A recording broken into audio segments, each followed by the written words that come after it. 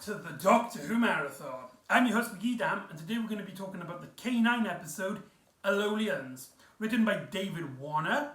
No, not the actor David Warner, although how cool would that be, but the writer David Warner, and is directed by Carl Swiggy, who makes his last directorial story in this adventure. Now, David Warner is not only a professional writer, having written many shows for Australia, but he is also a major in music. He's a professor in music. And so it's no surprise that this episode has actually got a lot to do with music. With the monster of the week, shall we say, is a very audible villain and an audible character, shall we say. And the threat comes from music to a degree. And so I feel like right off the bat, this story is coming from a place of passion, a passion for the love of the science of music. And although I'm not a science expert when it comes to music, I do feel like, from what I can gather, that this episode is very scientifically accurate when it comes to that kind of topic. But does that make a good episode? Does David Warner keep to the characters and the storylines that this series has been setting up? Sort of. Certain big revelations happens for the series in this episode, certain aspects, but it also helps to undermine the potential of some characters, and also, as well, put them in situations where they're very lacking in terms of a substance within the narrative. But what am I on about? The story starts off with K9 and... the story actually starts off with the professor. He's looking for Starkey and K9, asking Darius, he's trying to teach himself how to play the guitar, electric guitar, and something goes wrong with the electrical, so that his musical playing isn't as good as he would like to be. This is kind of strange, how this episode does revolve around not just music, but also as well, to some degree, our characters being interested in the sort of music.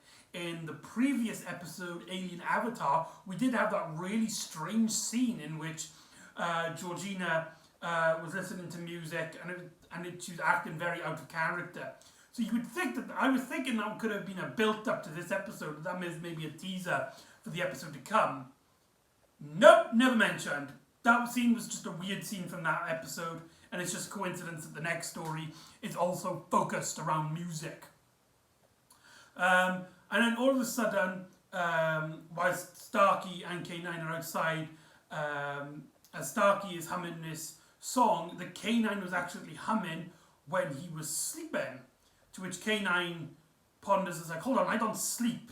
How was I humming when I was sleeping? And Starkey's like, I don't know, but you were the one who hummed it and it got stuck in my head. And all of a sudden, a massive tidal wave, a typhoon, a hurricane arrives in the centre of London, and buildings start to suffer tremendously, with windows being smashed and characters being blown off their feet. And so Starkey and K9 head straight to Griffiths' house, and they quickly work out that whatever is causing this, as Griffiths does some studies, realises that this is actually created by music. Music is actually someone who's playing music which is so powerful and so harmonically resonant, but it's creating a hurricane in the centre of London. And K9 only knows one alien race that can do this, the Aeolians.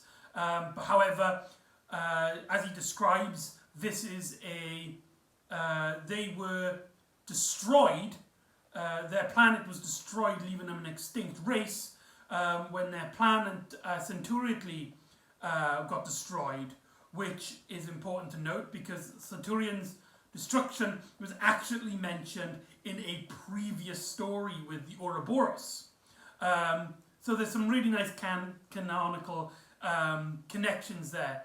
And so, despite Darius seeming to be having this interest with the music, you would think that this could be a starting point to a Darius storyline. However, it's not.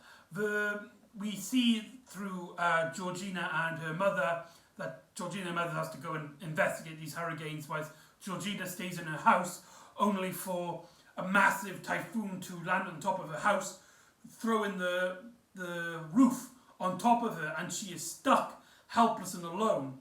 And I really didn't like this aspect of the story. It puts Georgina, who isn't, let's be honest, isn't the most interesting character out there. In fact, I might even struggle to name a thing about her. But the story doesn't give her any favours, putting her as a complete damsel in distress. And this episode ties into the overall narrative of K9, but in a way where she's basically the trophy of the male characters. If I was the actress who was playing Georgina, I would have been really annoyed with this script. I would honestly would. She spends the entire episode stuck in it and needing the help of other characters, and it's all really there not only to make her incapacitated and get in another character to do something, which is try to help her, but also it's one of those scenes where she reveals her emotional feelings to another character to some degree. What do I mean by that? Well, she tries to get her whistle, her signal, to try and contact Starkey. However, she can't reach. The only whistle that she can contact to is the one to Darius. And we get this really this scene which shows the hot-headedness of our two male leads, in which Darius and Starkey are in the sewers, which I'd like to point out is the exact same tunnel set which they use for all of the basement sewers things. So just imagine that London just has this almost identical sewer all the way around London, presumably. I don't know. And the boys, Darius gets his message saying that Georgina's in trouble, and the two boys argue on who should go back and who should go and continue the adventure, with Darius basically pushing the fact that he should go back. Of course, we know that this is because he has feelings for her, but the scene doesn't really work because from Starkey's point of view, it doesn't make any lick of sense.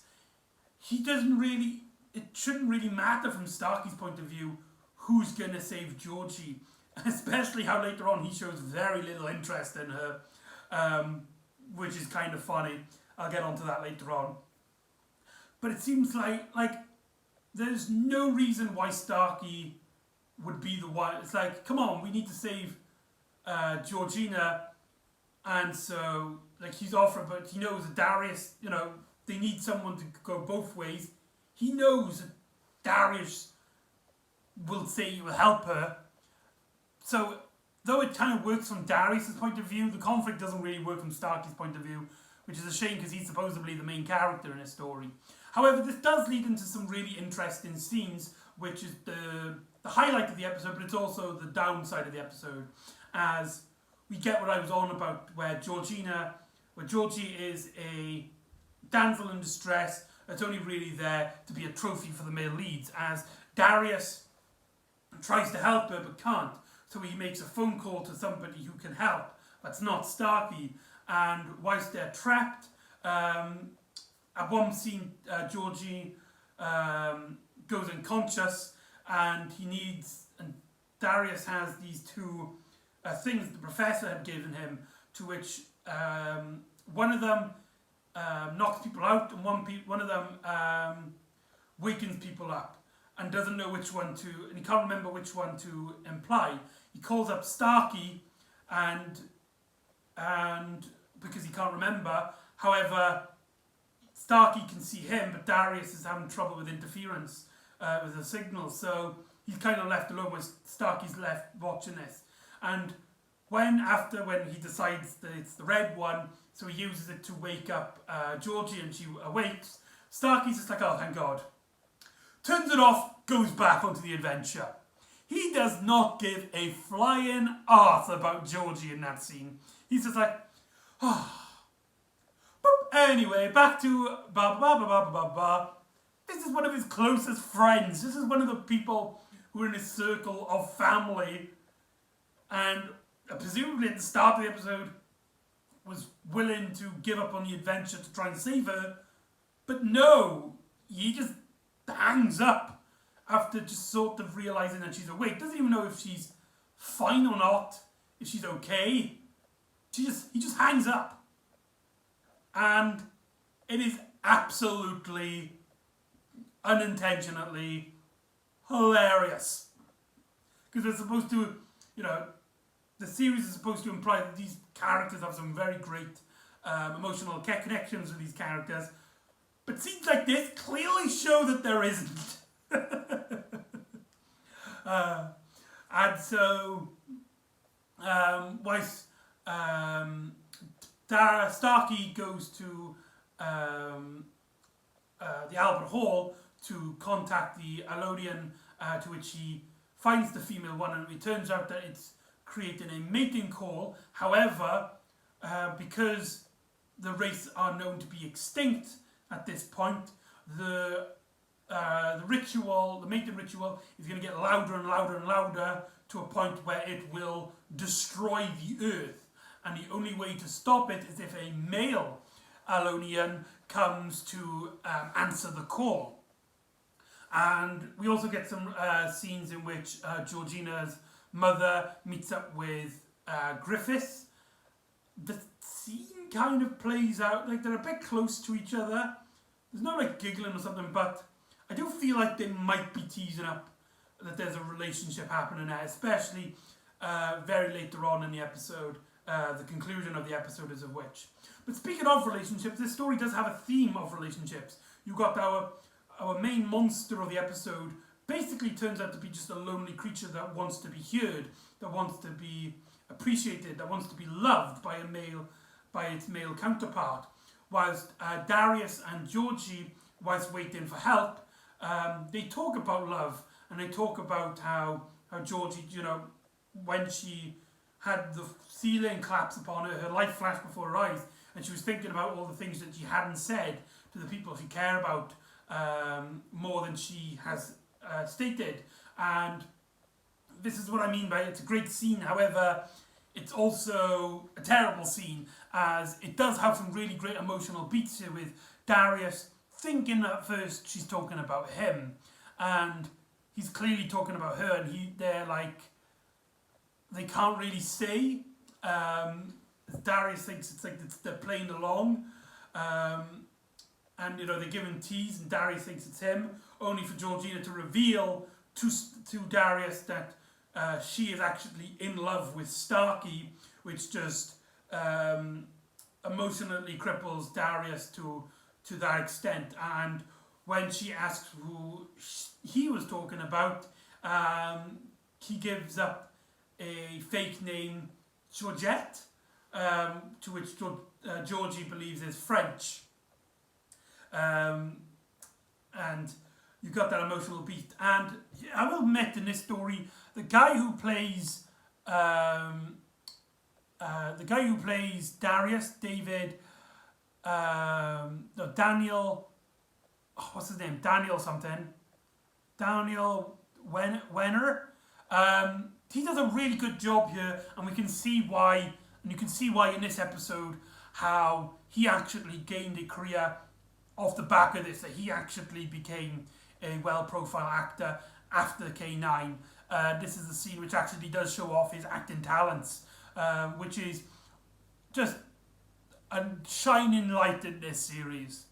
But let's talk about the directing here, because Carl Swiggy actually gets a lot to deal with, even though we are dealing with very similar shots and very similar settings. That makes this story feel really bland and forgettable compared to the rest of the series, because it's all melded in together at this point.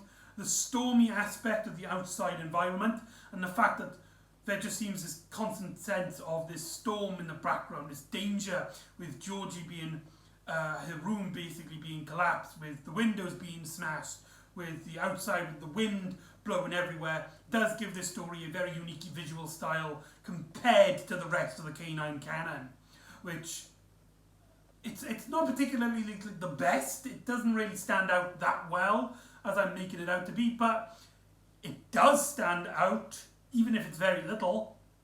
So that's got to count for something, right?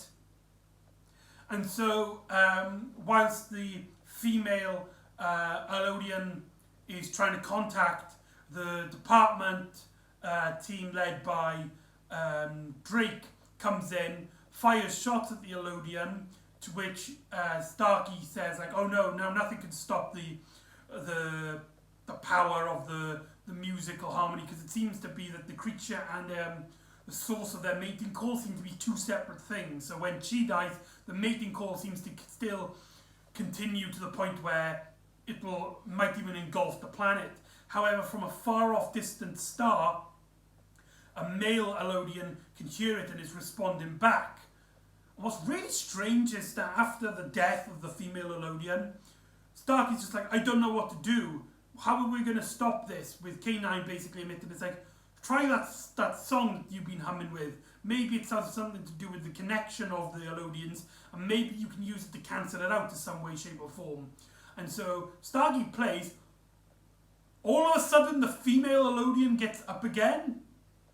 I don't know if it's explained in the episode. It's brushed off. It's very quickly described if it is. And I was really just scratching my head. It's like, hold on, I thought she died. I thought Drake's Robocops killed her. But now she's just back up again as a ship starts landing on top of the Albert Hall, and a male Aeolian comes out, and the male and female reunite as the music stops and the world is safe. And so the story ends with Georgie going up to Starkey, and it's just like, Starkey, I'm so glad that you're safe. And Starkey looks up to Georgie. He's like, oh, I'm so glad you're safe too. But I'll be with you in a minute, as he starts playing with K9, obviously alluding to the fact that, you know, it's part of the characters is that, you know, she wants to admit her feelings for him, however she never finds the time, and always feels like Starkey is some sort of distracted, and maybe does not feel the same relationship on the same part of her. And that's Aeolian. Overall, I did actually enjoy this episode. You can feel there's a passion there, and there is this theme of love with actually the last scene, correction, the actual last scene is K9 asking the characters what exactly is love, and before she can even think, Georgie's mother actually is the first one to respond and goes, love is, and she kind of looks to Griffith, who, as I stated, that kind of, in my head, kind of implies that there's something going on between them two, and he struggles, and Darius struggles, Georgie struggles, and Starkey struggles to come up with an answer, as they go, love is, and K9 laughs, well, glad you cleared that up for me, as all the characters laugh in a very cheesy fashion. And then that's the actual ending for Aeolian. So overall, really enjoyed this, had a lot of fun, has the theme of love, and all of these different relationships that really ties this story heavily together.